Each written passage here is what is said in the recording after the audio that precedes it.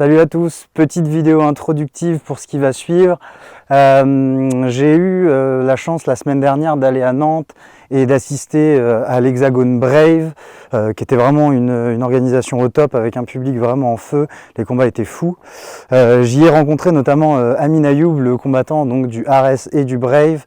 Et donc j'ai organisé une interview à cette occasion-là où on a parlé un peu de son actualité, du Ares aussi, de la situation avec l'UFC, du fait qu'il l'avait refusé.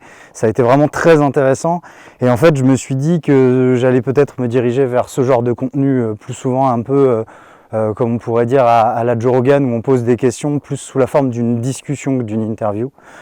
C'était vraiment super intéressant et au top. Et franchement, dites-moi, n'hésitez pas à laisser des commentaires, etc. C'était au top. Pouce. Alors, Amine, est-ce que tu peux te présenter, s'il te plaît? Donc moi, c'est Amin Ayoub, j'ai 27 ans, je suis combattant professionnel de MMA et j'habite à Nantes. Donc là, pour le coup, aujourd'hui, on est à Nantes chez toi. Ton dernier combat date de mai, c'est ça? Ouais. Donc, une belle victoire aussi, mais dans la catégorie d'au-dessus en plus. C'était. Ouais. Kilos, Ouais. Est-ce que tu peux me parler un peu de ton année, ce qui s'est passé, comment tout s'est arrangé, peut-être aussi parler du Brave où tu devais combattre là, le 7 et ça s'est passé. Bah écoute, l'année elle est assez, on va dire, elle est pas très riche, on va dire pour l'instant. J'ai combattu au mois de janvier contre Riles Soudela, combat que j'ai gagné par décision à l'Ares.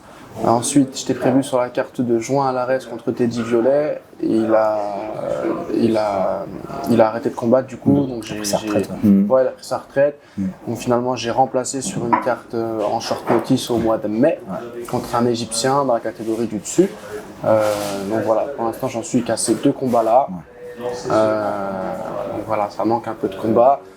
C'est pas les opportunités qui manquent, je pense, mais voilà, c'est la petite erreur que j'ai faite au cours des 2 derniers mois qui fait qu'aujourd'hui j'ai loupé l'occasion de combattre une fois en tout cas. T'as un prochain combat de prévu ou pas encore? Pour l'instant, j'ai rien de programmé encore, donc voilà, on reste dans l'attente, quoi. Ah ok. En fait, c'est le fait d'avoir des contrats différents dans différents endroits qui a posé des problèmes. Exactement. Bah ouais, c'est problématique, on va dire, en fait, tu vois.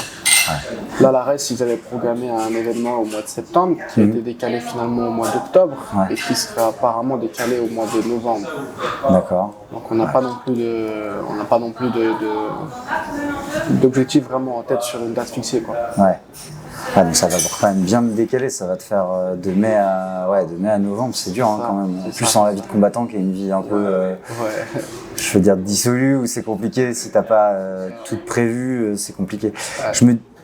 C'est là où je me dis par exemple que le choix d'Abdoul d'aller au PFL c'est intéressant parce qu'en fait tu as une visibilité sur ton année, tu sais que tu vas faire un certain nombre de combats. C'est ça, il y a un tournoi, donc si tu avances dans le tournoi tu sais que les dates sont déjà programmées. C'est ça. C'est hyper intéressant.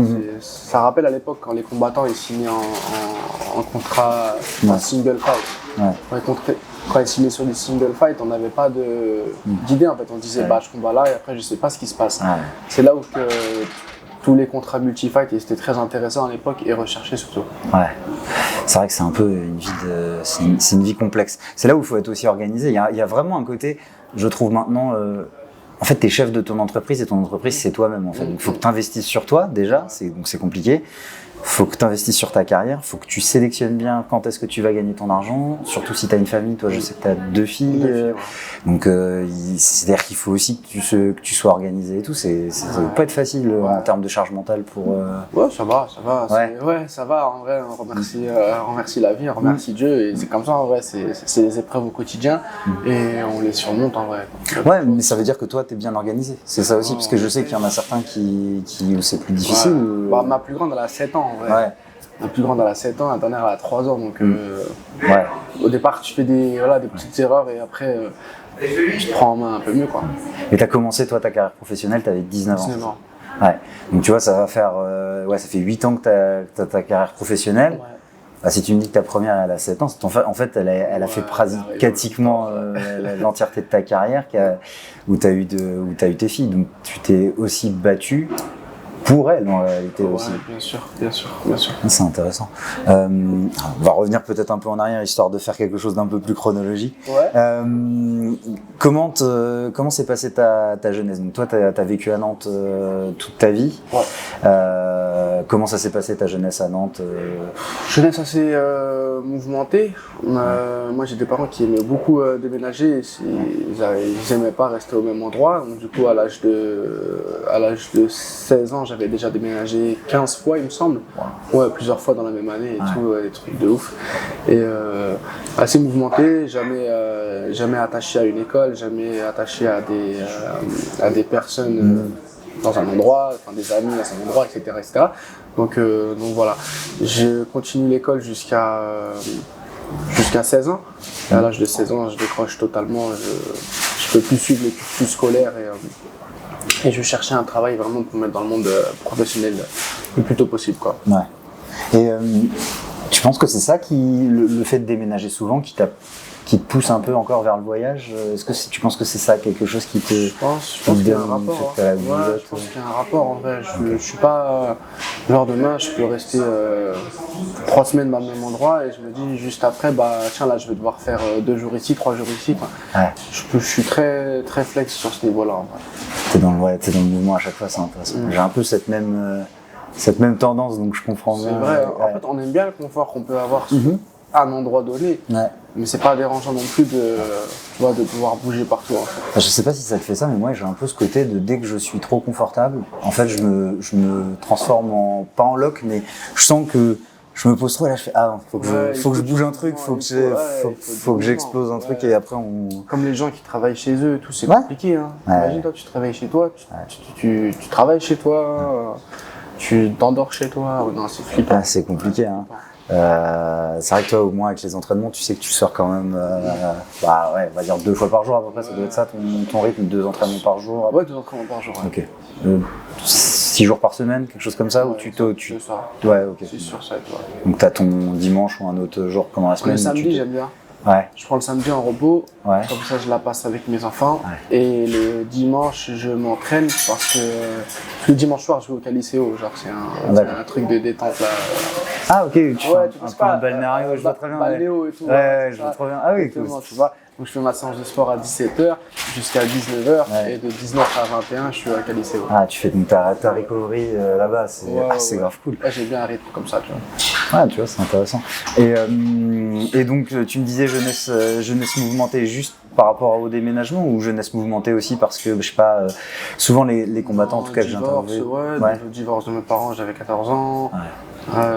Tu suis ton père, enfin c'est compliqué en vrai.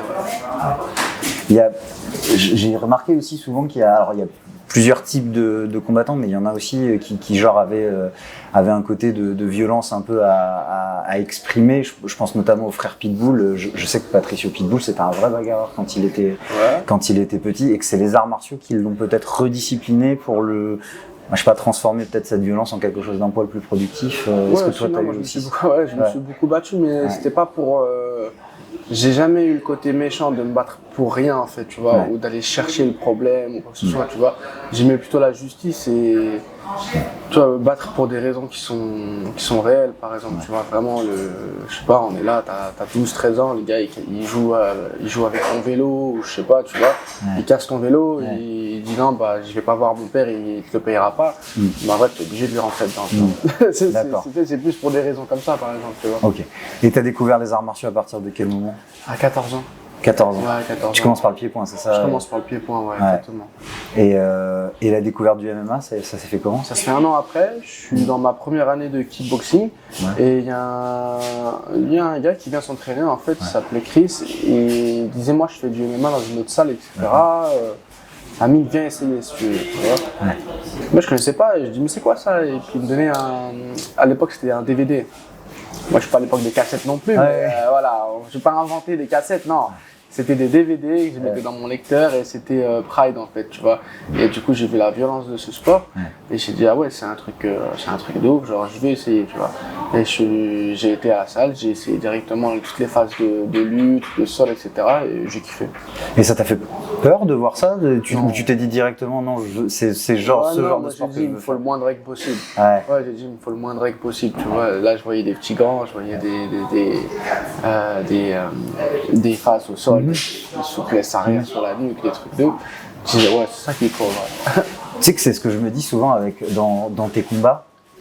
J'ai presque l'impression que le format de 3x5 ou 5x5 c'est trop court et pas assez intense pour toi. Je me dis que presque toi en fait un format comme on avait au Pride, je crois que c'était 10 minutes. Ouais, 10 minutes premier round et après je crois un round de 5 minutes. Je crois que c'est ça, ouais. Ouais, ce serait presque plus. Bon, plus il y en a, mieux c'est. Ouais. Parce qu'en fait tu as un certain volume en termes d'anglaise, mais tu es bon au sol. Mais finalement, en fait, tu es beaucoup aussi sur le dos parce que tu as un vrai jujitsu et donc ça te demande aussi du temps. Tu arrives pas quasiment tout le temps à sortir, exactement. Mais sauf que ça te demande de. Ouais, c'est ça, tu construis en fait. Bah ouais. C'est ça. Moi, j'aime bien créer des petits pièges qui marchent avec le temps, quoi, en fait, tu vois.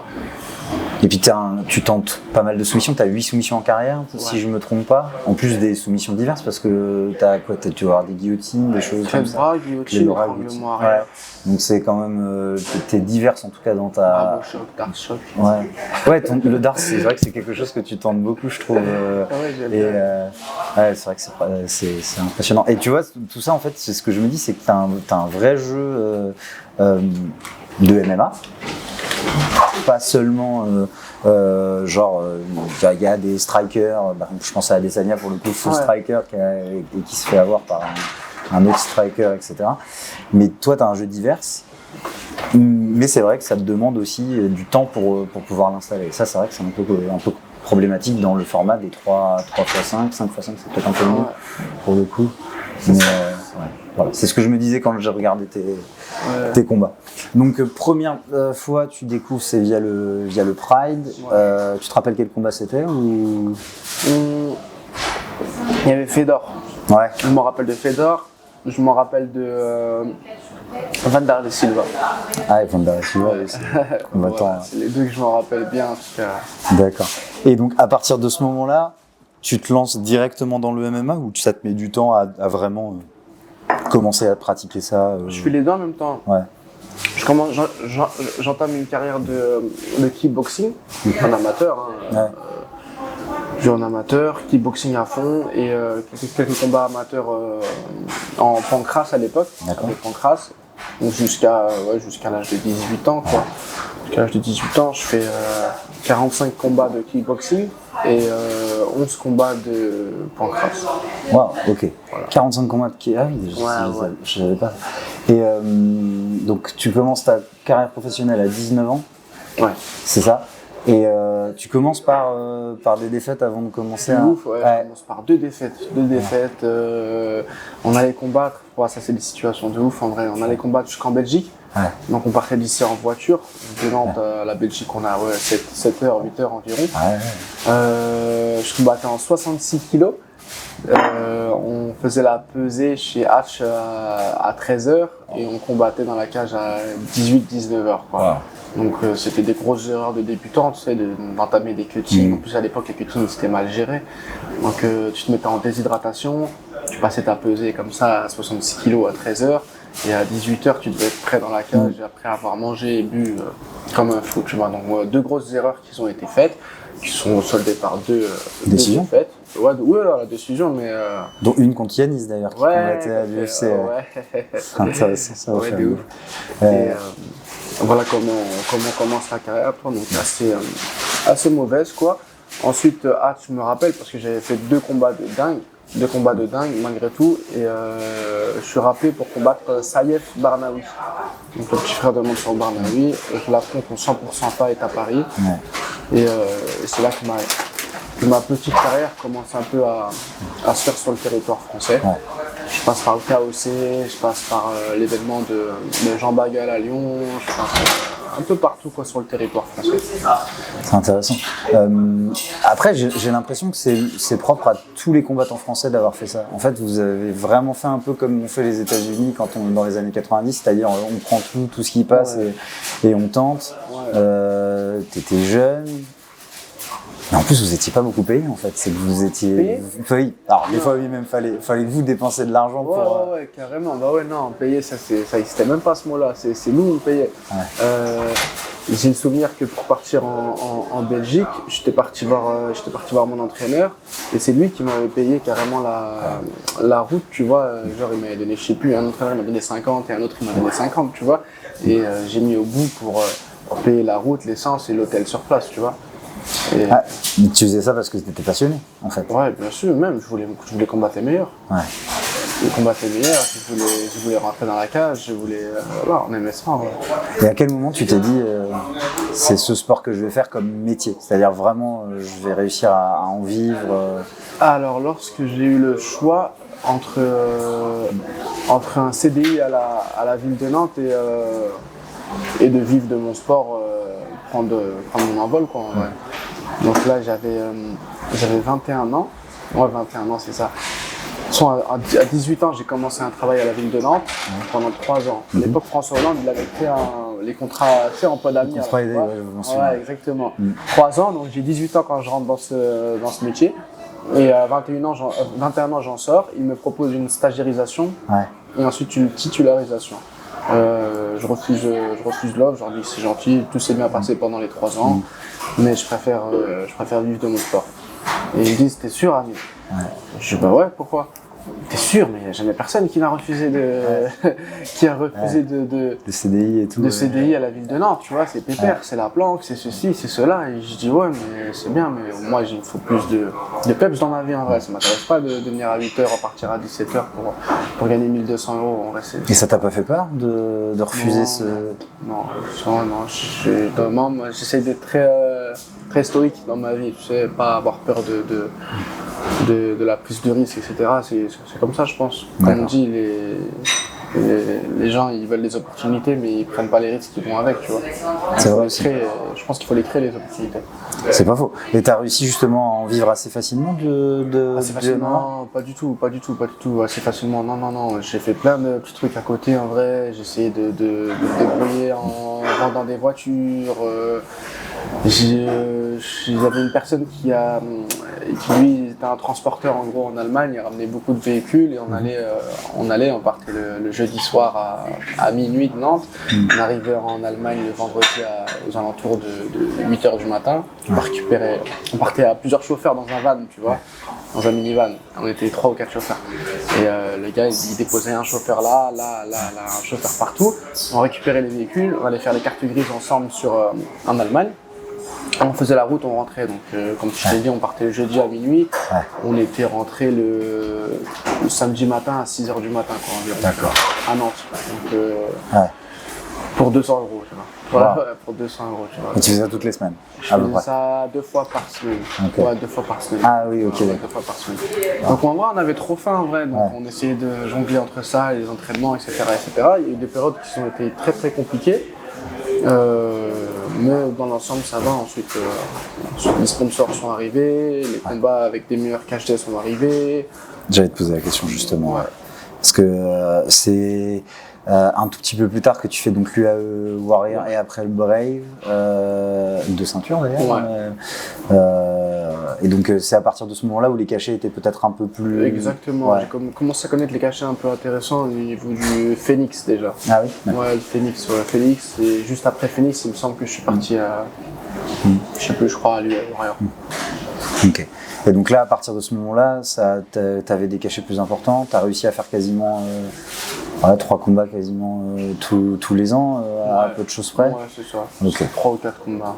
Et c'est là où on peut dire que ta carrière professionnelle, en tout cas vraie professionnelle, a vraiment commencé. Ouais, les ceintures, ça change tout en fait. Tu prends des ceintures, tu te fais connaître dans le monde, premièrement dans le monde du MMA.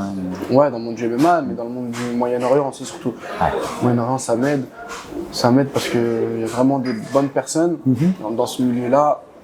cette partie du globe, je l'aime beaucoup aussi. Ouais. Beaucoup de respect dans ces pays. Donc voilà, on m'a mis du respect sur mon contrat aussi. Ça s'est ressenti. J'ai beaucoup combattu avec le Brave. J'ai beaucoup à l'UA Warrior. Je me suis fait voilà. Guillaume Pelletier, donc qui est mon manager, a su négocier tout comme il fallait. On s'est fait respecter. Je suis très satisfait du travail qui a été fait là-bas. Et parfois, il t'invite aussi pour t'entraîner. Est-ce que ça t'est arrivé toi aussi? Oui, carrément. Ouais. Il m'invite là, par exemple, il m'invite à Bahreïn pour aller m'entraîner. J'avais posé la question justement au Bahreïn. À l'UA Warrior, il m'avait parlé d'Abu Dhabi aussi. Ouais. D'accord. Et tu es toujours en contact avec ces gens-là, même si maintenant tu t'entraînes en France Tu penses que tu vas recombattre pour le Brave ou ça va être compliqué à l'avenir? Honnêtement, je sais pas du tout. C'est des questions, je sais pas. C'est des questions qui sont. J'ai pas encore la réponse à cette question. Voilà, je sais qu'en ce moment, je suis en contrat d'exclusivité avec Ares sur le territoire français. Après, c'est des discussions qui sont assez complexes avec eux. Ouais, t'as des questions de contrat entre si tu combats pour l'Hexagone ou si tu combats pas pour l'Hexagone. Hexagone. Ouais. En fait, c'est le fait que ça se soit passé en France et que s'il y avait. Ah oui, pour cet événement-là. Moi, mais après, en vrai, le Brave là, il faisait juste un événement en France, quoi. Après, quand ils partent à l'étranger, voilà. Moi, en tout cas, quand j'ai parlé avec Lopez, il m'a dit, noir sur blanc, Amine, moi je ne te bloquerai pas si le Brave t'appelle pour aller à l'étranger. Il m'a dit, moi, juste en France, tu peux pas combattre, voilà, t'es avec nous, quoi. C'est quand même compliqué comme situation. T'en ressors quoi là-dessus, justement? Comment ça... Est-ce que tu aurais pu vivre combattre dans ta ville, là où tu as grandi J'en ressors que... faut faire très attention au contrat, faut faire très attention à qui tu t'entoures, faut être très professionnel. Donc voilà, de toute façon... Donc c'est de l'expérience, que tu prends ça, même si c'est chiant, tu prends ça avec... Ouais, c'est une expérience, bien sûr, c'est une expérience, mais c'est des erreurs qui sont plus à refaire, quoi. Et pour ce qu'on a entendu là sur les réseaux pour l'UFC, qu'on t'avait proposé justement Nasrat Akparas, qui est un gros nom, mine de rien, dans la catégorie des lightweight, qui a gagné ce week-end son combat en dominant complètement et vraiment la tête et des épaules. Tu aurais eu l'opportunité de combattre ce gars-là à Paris. Exactement, Nasrat, donc ils m'ont proposé le combat 2 mois avant. Bon, c'était pas du tout un short notice, c'était vraiment un combat avec j'aurais pu avoir une très belle préparation. Voilà, c'est dommage, comme tu dis, Nasrat c'est un gros nom, j'aurais bien aimé l'affronter. Qu'est-ce qui s'est passé dans ta tête quand t'as eu cette proposition-là? Ah, c'est pas que dans ma tête, c'est sur le téléphone aussi que ça s'est passé. Il y a eu 3 jours et 3 nuits de dure réflexion. Voilà, Guillaume Pelletier, mon manager, il m'insultait tous les jours. Amine, c'est à l'UFC qu'il faut aller, c'est là qu'il faut aller, c'est là qu'il faut aller. Et moi je disais, mais tu sais, ce qui se passe à Nantes, ça va se passer une seule fois dans ma vie, tu vois. Et je disais, l'UFC, les gens ils peuvent dire plein de choses, le train il repassera pas, je vois plein de commentaires de gens, des guignols un peu sur internet qui disent c'est la seule chance de ta vie, patati patata, et ils connaissent quoi au futur ces gens-là, tu vois. Mais en vrai de vrai, ce qui se passe vraiment une seule fois dans ta vie, c'est peut-être le combat qu'il y avait là à Nantes devant tout mon public, tu vois, ramener mes enfants au bord de la cage, tu sais, il y a vraiment... Les gens ils comprennent pas ça en vrai, tu vois, ils se disent ouais, il est con, il a juste refusé l'UFC, mais il n'y a pas que ça. Il y a aussi le combat à Nantes qui paye, tu vois, 2 à 3 fois plus que l'UFC. Il y a une sécurité ici, il y a l'opportunité des sponsors locaux qui sont ici, qui peuvent me suivre toute l'année aussi, tu vois. Il y a plein de choses en vrai, tu vois. Donc voilà, j'ai fait le choix donc, de refuser l'UFC pour combattre à Nantes. Et t'as des regrets maintenant ou finalement ou... J'ai des regrets parce que ça s'est pas fait. Parce que c'est pas fait en vrai, tu vois. Maintenant, imagine si ça serait fait. J'aurais été comme j'avais été à l'UFC Paris, waouh, c'est beau, c'est trop bien, c'est là que je veux finir. Oui, et juste après, j'aurais fait mon combat à Nantes, tu vois, peut-être que j'aurais pas eu le regret que j'ai maintenant, tu vois. Mais dans la façon dont ça s'est modelé maintenant, bien sûr, j'ai des regrets car j'aurais préféré combattre à l'UFC Paris plutôt que de pas combattre. C'est certain. Ça aurait été incroyable en plus. Il y avait une ambiance de folie et on a l'habitude que toi aussi tu ramènes pas mal de spectateurs, comme j'allais dire le COP nantais, qui est quand même qui donne de la voix à chaque fois. C'est vrai que puis même en termes de sponsors à Paris, ça aurait été à mon avis incroyable tout ça. Ça aurait fait un gars de plus de la team BTT à l'UFC qui a fait quand même quasiment un carton plein, où c'était vraiment solide. Donc ouais, situation compliquée où t'as pas pu combattre. Ensuite, on va peut-être parler un peu des voyages justement. Ce que je trouve intéressant, c'est que sur ton Insta, tu mets le nombre de pays que tu as visité. Ah ouais, j'en ai fait 33, ouais. Comme en fait, c'est presque ça le but de ta vie, c'est de visiter le maximum de pays, de vivre dans. Ouais, de ouf. En fait, c'est de voir le maximum de cultures possibles. D'accord. Ouais, les Shabbat, concrètement, c'est ça, c'est voir les cultures, comment les gens y vivent dans leur endroit, dans la partie du globe où est-ce qu'ils vivent, pourquoi est-ce qu'ils réfléchissent comme ça et pas comme nous, et enfin, c'est plein de questions que je me pose, tu vois. C'est intéressant. Et mes enfants, j'ai envie de leur faire vivre ça aussi, en fait. En plus, ils viennent avec toi? Ouais, ils viennent avec moi, ouais, carrément. Wow. Ouais. Ma fille, la dernière, elle vient d'avoir 3 ans, je crois, elle a fait 5 pays déjà, tu vois. Ah, c'est fou. Ouais. Et donc là, c'est quoi ta prochaine destination? T'as une idée Franchement, moi j'aime beaucoup l'Asie. J'aimerais faire les Philippines, Laos, Cambodge. C'est des pays que j'ai pas fait, tu vois. Donc j'aimerais bien les ajouter. Ah, c'est fou. T'as déjà fait le Japon ou pas encore? Japon, jamais. Non, jamais. C'est vrai? C'est une chouette expérience quand on aime les arts martiaux. Ah ouais, c'est vrai. Moi, j'adore ce pays. Combattre là-bas, je pense, on m'a dit c'est quelque chose. Ouais. Apparemment, t'es vraiment vu comme... C'est le Pride en fait. Ouais, le Rising, ça ressemble au Pride dans l'organisation, dans l'engouement aussi. Parce que le public japonais, c'est un vrai public de connaisseurs et de passionnés. Un peu comme le Brésil d'ailleurs, dans une certaine mesure. Donc une prochaine destination plutôt l'Asie. Et t'as eu des moments où tu t'es dit waouh, ce pays est magnifique, ou un moment même précis où tu t'es dit ça c'est exceptionnel à voir et je trouve que là je suis chanceux. Ouais, carrément. Zanzibar, quand je suis parti dans des villages de personnes pauvres, en vrai, tu vois, je me dis, tu rentres dans leur maison, la maison elle est en terre, tu vois, c'est un truc de ouf, tu dis, comment tu peux voir ça de tes yeux, comment t'es là. Mes enfants étaient là, on avait ramené des jeux de la maison, tu sais, qui ne servaient plus en vrai, tu vois, on m'a dit, là vous allez donner vos jeux en vrai, tu vois. Pour un enfant c'est dur de donner ses jeux, tu vois. Tu vois, surtout avec l'égoïsme qu'on a ici un peu en Occident, quoi, tu vois. Et non, ma fille était hyper contente, elle a donné ses jeux, et tu voyais que les enfants, ils étaient comme des dingues, tu vois. Et voir ça, en fait, ça apprend le partage, etc. Tu vois. Je pense que c'est des valeurs qui sont à transmettre. Donc, ce moment-là, très, très, très chanceux. Thaïlande, Bali, etc. aussi, quand tu te retrouves dans des endroits entre jungle, montagne et mer, c'est des décors qui sont incroyables. Les Maldives aussi, Ah ouais, non, j'ai fait les Maldives et on dit apparemment c'est des îles qui vont avec le temps disparaître, avec la montée des eaux, etc. Et donc je me dis forcément j'ai de la chance d'avoir fait cet endroit. C'est fou. Et 20 ans, je crois, 21 ans. Et t'arrives à t'entraîner quand tu pars à l'étranger? C'est toujours ce que tu fais aussi de toute façon. Bah oui, bien sûr. J'ai mon préparateur et mon physio qui m'envoie mon programme à distance. Donc si j'ai pas de poids, etc., je fais du bodyweight.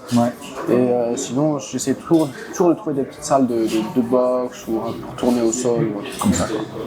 C'est là où je pense que la Thaïlande, ça doit être plus facile Thaïlande, peut-être. C'est le top. Thaïlande, c'est le top pour ça. Tu fais des fight camps là-bas des fois pour tes Toujours. combats? Ouais, toujours. J'ai été 5 fois en Thaïlande. Il y a une seule fois où je ne préparais pas de combat. D'accord. Okay. Et quand tu vas là-bas, t'as déjà ta salle, tu sais où tu vas aller, comment ça va se passer? Ouais, souvent c'est... au départ c'était Tiger Muay Thai. Ensuite il y a les frères Hickman qui ont ouvert le Bangtao Gym. Et depuis 2 ans je vais là-bas. D'accord. Tu vas quoi, une fois par an? Une fois par an, ouais. T'as appris aussi des nouvelles manières de t'entraîner là-bas? Il y a des trucs qui t'inspirent? Bien sûr, partout, en vrai, dans chaque destination que je fais, tu apprends des nouvelles choses, tu vois des nouvelles choses, c'est bénéfique. D'accord.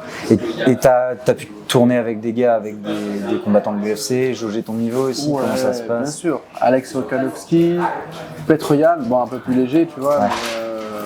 Mais, boxe anglaise solide et défense de lutte solide.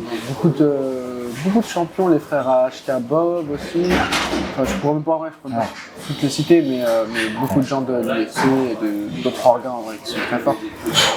Volkanovski, c'est mon combattant préféré, moi, pour Volkanovski, tu sais, on faisait un travail contre la cage, tu sais, et puis il montrait une technique, tu vois.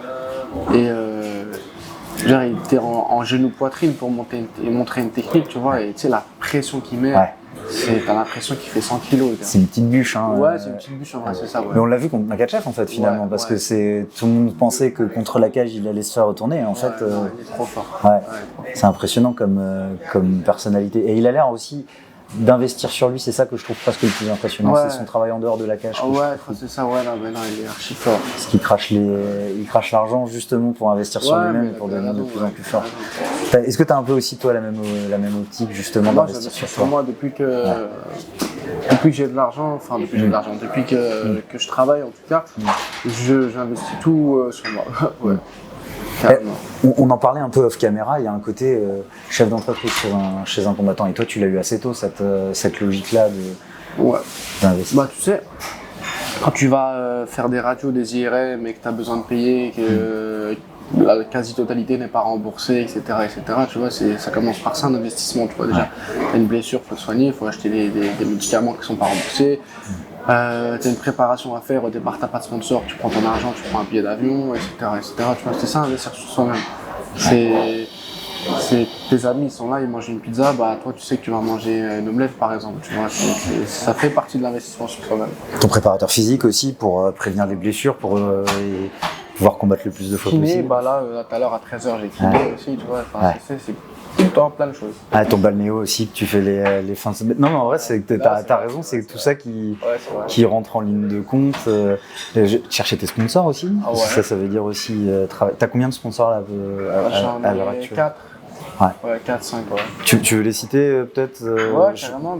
On a France Auto, c'est le plus grand garage de l'Ouest. Avec Atlantic Café Distribution, pareil. Donc ça, c'est deux amis en vrai qui sont devenus des partenaires. Atlantic Café Distribution, c'est une grosse marque de société de café, distribution de machines, tu sais, dans les entreprises et tout, ils posent les machines, etc. France Auto, plus grand garage de l'Ouest. Ils m'accompagnent vraiment depuis très très longtemps. Ils me financent tous mes camps d'entraînement. L'année quand j'ai besoin, donc vraiment rien à dire. On a Others Nutrition aussi, qui s'est placé comme le numéro 1 de la protéine végétale donc sur le marché. Others, ils me financent tous les mois. On a Mad Fighter aussi, qui est un équipementier. Donc, voilà, ça c'est à chaque combat, je suis rémunéré. Et voilà, après on a la certification on fire, donc ça c'est Rémi Physio, c'est mon préparateur, c'est mon partenaire aussi. Donc, c'est intéressant. Et tu cherches encore toujours d'autres sponsors Point B aussi. Voilà, Point B c'est la marque qui est assez connue pour les burgers. Voilà, ça j'y vais après les combats manger là-bas, mais il m'accompagne aussi toute l'année en tout cas. Et il y a aussi quelque chose qui est commun à quasiment tous les combattants, c'est la passion de la nourriture. La nourriture, moi j'aime trop ça. T'as vu en vrai sur mon Insta, on peut voir les voyages, on peut voir aussi, j'aime beaucoup manger dans les restaurants. Et j'aime bien la bonne nourriture en vrai, j'aime bien les. Pas forcément, c'est ça, pas forcément la junk food. Non, junk food, j'aime pas trop. Non, j'aime bien les beaux plats bien présentés, où c'est bon, il y a du goût, ça j'aime bien. Les pâtisseries aussi, tu vois. Moi, ça me faisait rire parce que justement, on parlait de Thibaut Marino que je connais à São Paulo. Lui, son grand truc, c'est à chaque fois qu'il a un combat, il va presque fantasmer sur le premier repas qu'il va faire post-fight. Je vais me faire, je sais pas, un resto asiatique, que des sushis ou je sais pas, d'autres trucs. Et ça maintient aussi la motivation, je pense, d'une certaine mesure. T'as un plat préféré justement à l'étranger, un truc que... Un plat préféré à l'étranger, franchement, moi, la cuisine arabe en vrai, c'est incroyable. Un bon tagine, ça me va très bien. Poulet, olive avec des frites maison, par exemple, c'est trop bien. T'as combattu aussi donc beaucoup dans le Moyen-Orient, Bahreïn, etc. pour l'UAE Warrior et Brave. Et t'es revenu en France dernièrement. Et j'ai presque l'impression que ça t'a fait aussi prendre en following déjà pour en termes de personnes sur Insta qui te suivent, etc. Et derrière, t'as eu aussi donc presque plus d'importance médiatique pour les médias français, francophones. Il y a eu ça, il y a eu ce qui s'est passé aussi, la première rivalité française déjà. C'est ça. Tu vois, avec la Pilus, c'est une histoire quand même, tu vois, il y a eu un premier combat. Chaque combat, limite, il y a une polémique, tu vois, plus ou moins bonne, tu vois. Le premier combat, c'est l'arrêt du médecin. Le deuxième combat, c'est une égalité sur un match nul de 5 rounds. S'ensuit après la suspension de Damien pour dopage. Tu sais, limite, il y a toujours des petits moments de buzz en vrai, sans le vouloir en vrai. Moi, je ne rien en fait, hein, tu vois. Mais toutes ces choses-là, ça cumule et en fait, je suis toujours au devant de l'actu en fait, tu vois. Et lors du premier combat, c'était ta première grosse blessure ou... Non, il y en a eu plein. J'ai eu ligament croisé, j'ai eu les mains, les articulations des mains, j'ai eu... D'accord. Mais là, ouais, donc c'est l'arrêt de l'arbitre qui avait fait polémique sur le premier combat après. L'arrêt du médecin, ouais. Oui, médecin, pardon, j'ai dit arbitre, désolé. Et ouais, c'était un peu fou. Donc ouais, t'as raison, rivalité qui a été un peu folle, qui a été aussi montée sur les différents médias. Ça faisait presque un avant-goût du UFC en réalité, je trouve, dans la manière de faire. Franchement, je pense que le peuple français, les fans en tout cas de MMA français, ils en avaient besoin, tu vois. C'est important de suivre un truc, tu sais. Grâce à cette rivalité, mine de rien, il y a plein de gens qui ne connaissent rien au MMA qui se sont intéressés à ce combat. Non pas pour le MMA, mais pour l'histoire de ah ouais, il y a une revanche là, ah ouais, ils s'aiment pas trop, ah ouais, tu vois. Ah ouais, il a mal parlé, ah ouais, ceci, ah ouais, cela, tu vois. Tu sais, pour être tout à fait franc, j'ai presque l'impression que c'est ce combat-là, avec peut-être celui de Michael Lebou et de Amoussou, qu'on fait changer d'optique le RS. C'est-à-dire qu'ils se sont rendus compte que les rivalités françaises, c'était ça qui allait faire parler, qui allait intéresser les gens. Ouais. Et en fait, c'est ces deux combats-là, peut-être aussi celui d'Abdoul d'ailleurs et d'Amoussou aussi, qu'on vraiment fait changer et faire se diriger le RS sur des... Ouais, il y a des combats comme ça, ouais. c'est vrai. Et... donc ouais, c'était intéressant. Est-ce que tu peux me parler peut-être aussi de tes entraînements ici? Donc tu t'entraînes dans plusieurs gyms, c'est ça? Notamment aussi chez Beto avec Abdoul, donc peut-être me parler un peu de ça. Bah écoute, ici je m'entraîne dans 3 endroits différents. Il y a ma prépa physique qui se fait à Fitness Park. Donc voilà, sur Fitness Park j'y suis toute la semaine. Ensuite il y a la partie sol, donc jiu-jitsu brésilien, grappling et MMA qui se fait donc chez Beto Ramos, au club de la Rive à Nantes. Donc avec Abdoul, Shamil Ismailov, Ilkin, plein de combattants quoi. Donc voilà. Et la dernière partie, c'est uniquement de la boxe anglaise qui se fait au club sur l'île de Beaulieu, quoi. D'accord. Boxing Club Arena, ça s'appelle. Okay. Un gros club de boxe anglaise avec beaucoup de jeunes champions. Donc, voilà. D'accord. C'est 3 endroits où je m'entraîne vraiment. Et tu t'es aussi entraîné à l'US Métro dernièrement cet été. Ouais, carrément.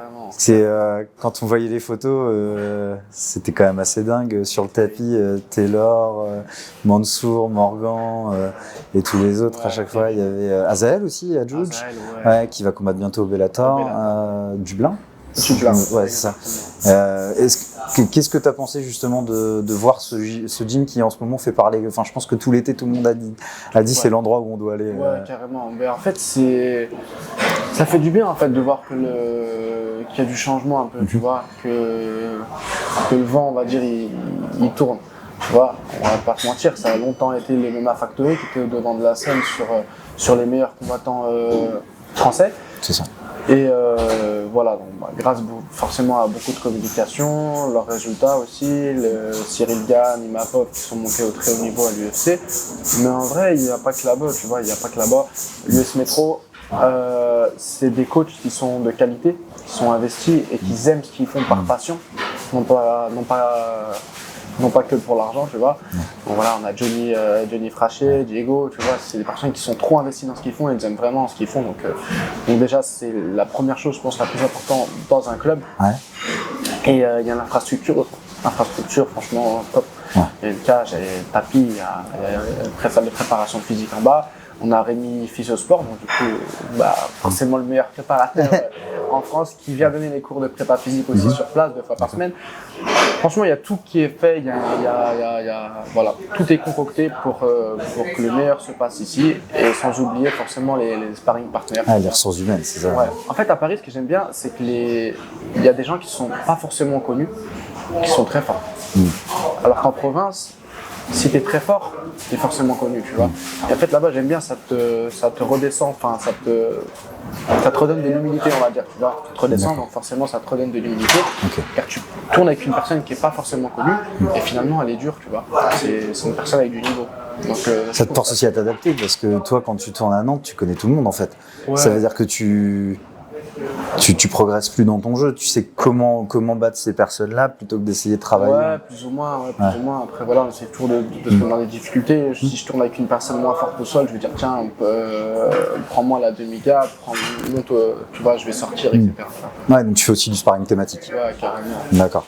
Et tu penses aller te réentraîner à l'US Métro À l'US Métro, ouais, carrément, c'est prévu. Ouais, on a même comment dire, on va dire un accord. Un arrangement. Un arrangement où l'US Métro va devenir le club où je serai résident, on va dire, tu vois. D'accord. Voilà, ce sera mon club à l'année, je vais faire mes prépas là-bas. Okay. Johnny va s'occuper de ma préparation, de mes préparations. Okay. Donc voilà, j'ai passé une semaine, j'allais dire en test, vraiment pour faire du relationnel, voir comment ça se passe, comment je me sens là-bas. Ouais.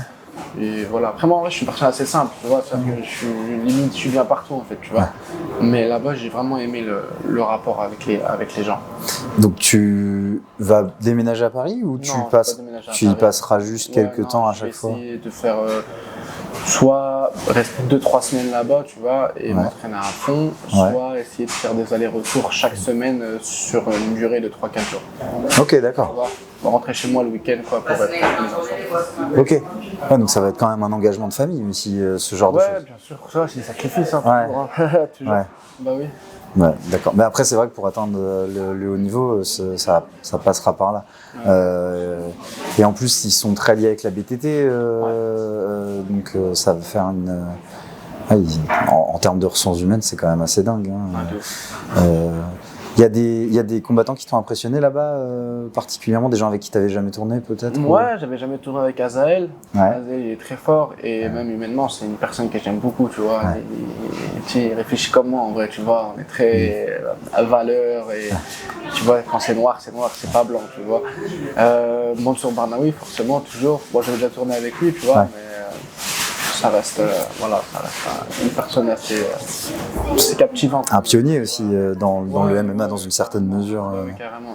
Ouais. Non, franchement, rien à dire, c'est une très bonne personne.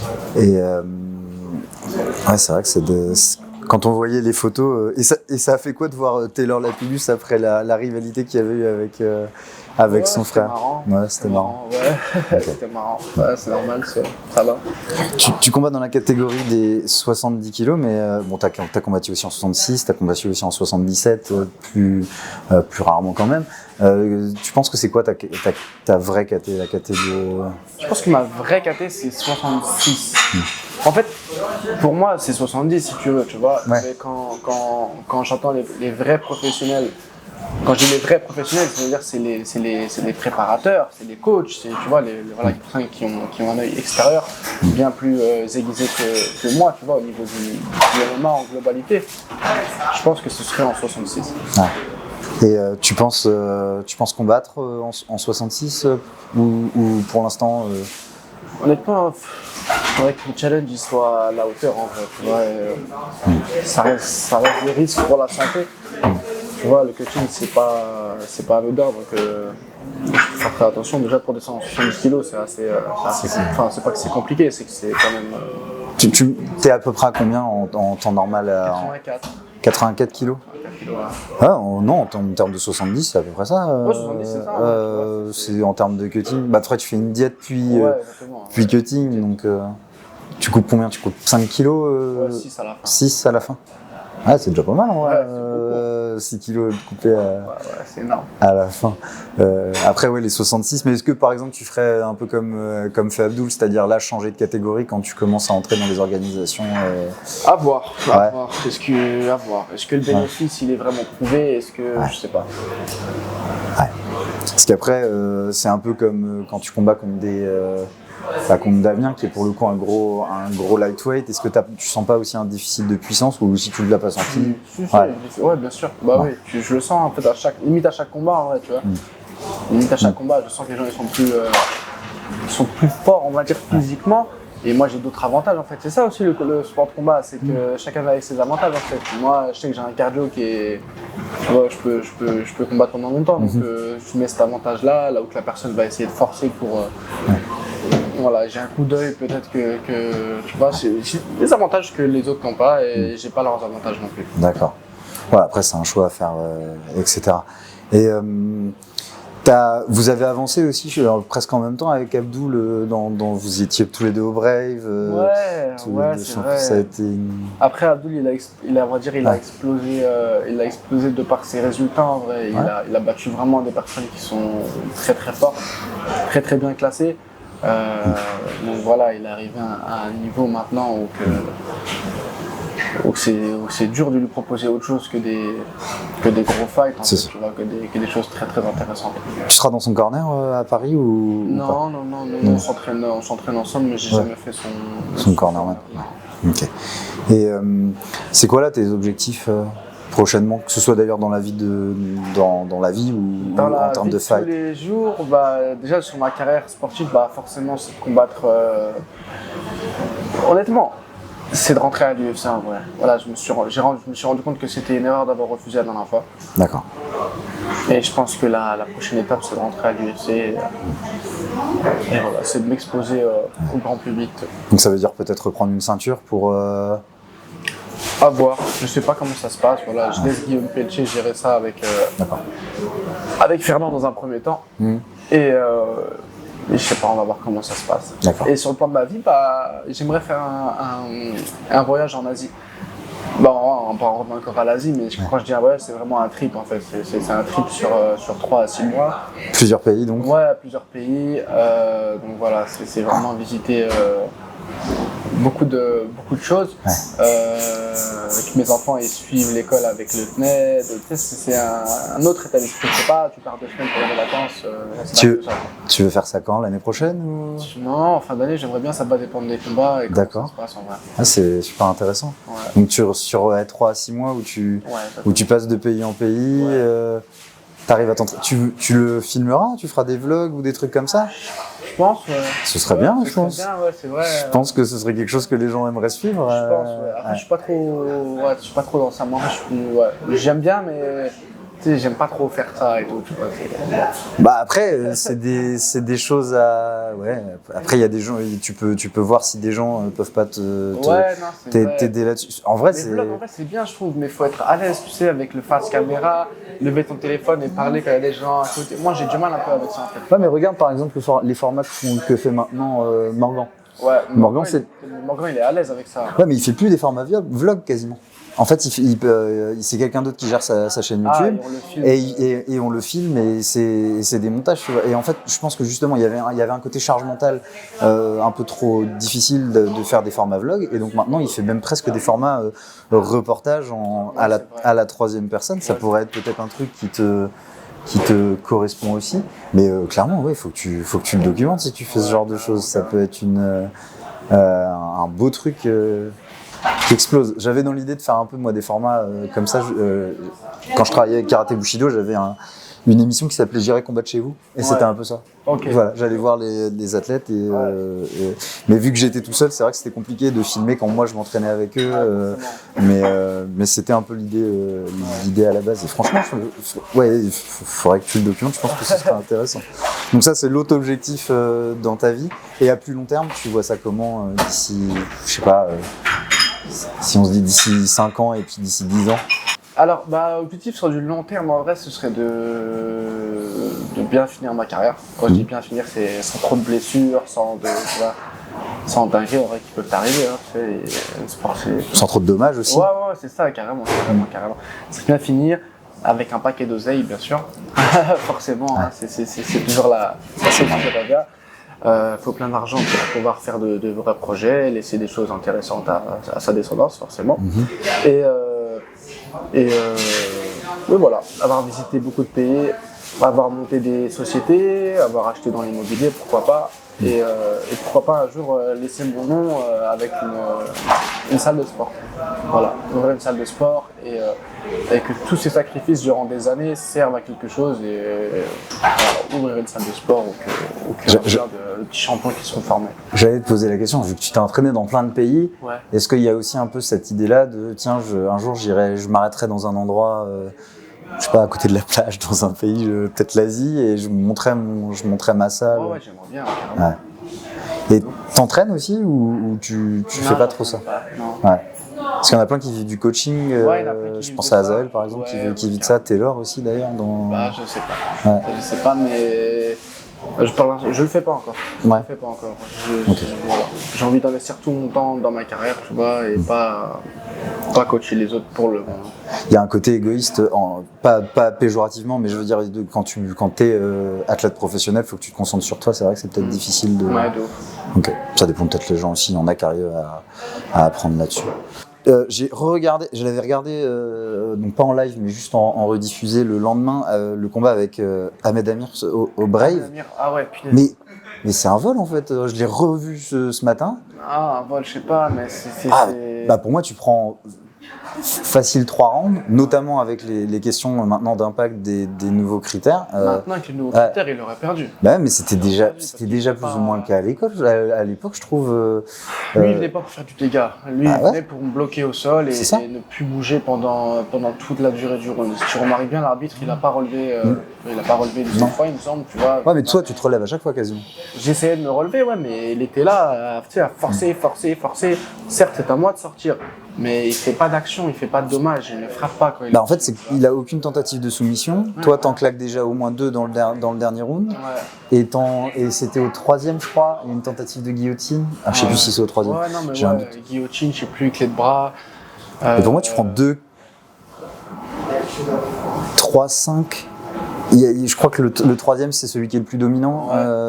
Et le 5e, tu fais 2 tentatives de soumission. Donc je vois pas comment on peut pas te le donner. En plus des tentatives qui sont pas loin, notamment la armbar. Et je suis le champion aussi. Bah ouais. Je sais pas qu'on fait. À ce moment-là, le challenger ne vient rien faire pour essayer. Ouais. Je sais pas, honnêtement, c'est compliqué. Ça, c'est des questions qui sont très compliquées. Tu vois, c'est les juges, hein, qu'est-ce que tu veux que je dise. En vrai, voilà, il y a des phrases qu'on nous dit souvent. Tu veux pas laisser la décision au juge, termine ton combat, tu vois. Mais quand t'as un mec qui veut pas combattre en face, c'est compliqué en vrai, quoi. Bah c'est pour ça que le format des 5 minutes, c'est vraiment que c'est vrai que c'est un peu problématique. T'étais à 3-1 au Brave, donc c'est ta seule défaite, ton dernier combat au Brave. Et en plus, toutes les défaites que tu as eues, à part l'arrêt du médecin, c'est de la décision en fait. Donc, t'es quasiment impossible à finir. Moi, j'estime n'avoir jamais été fini. Tu vois, si ce n'est l'arrêt du médecin qui a décidé de mettre fin au combat, sinon j'ai jamais été mis KO. Et en sparring, ça t'est arrivé ou t'as vraiment pour le coup un bon menton et un bon coup d'œil pour faire que. Ouais, en sparring, j'ai jamais été mis KO non plus. Tu vois, tu prends des chocs, des flashs, bien sûr. Forcément. Tu vois, mais j'ai jamais été mis KO. Parce que c'est aussi ça, je trouve que tu as une anglaise t'as un bon coup d'œil pour avoir les retraits de buste, etc. C'est loin, en fait. Ouais. Mais tu rentres bien aussi quand même, parce que des fois tu restes aussi dans la poche, donc ça demande aussi une certaine. Petit coup d'œil, un bon coup d'œil. Donc style complet. Bon bah je vais pas te déranger plus longtemps. Merci beaucoup en fait Amine pour cette discussion, c'était très intéressant et le meilleur pour la suite. J'espère des beaux combats prochainement et j'espère voir tes vlogs sur l'Asie, ce sera intéressant. Carrément. Merci beaucoup en tout cas. Avec plaisir.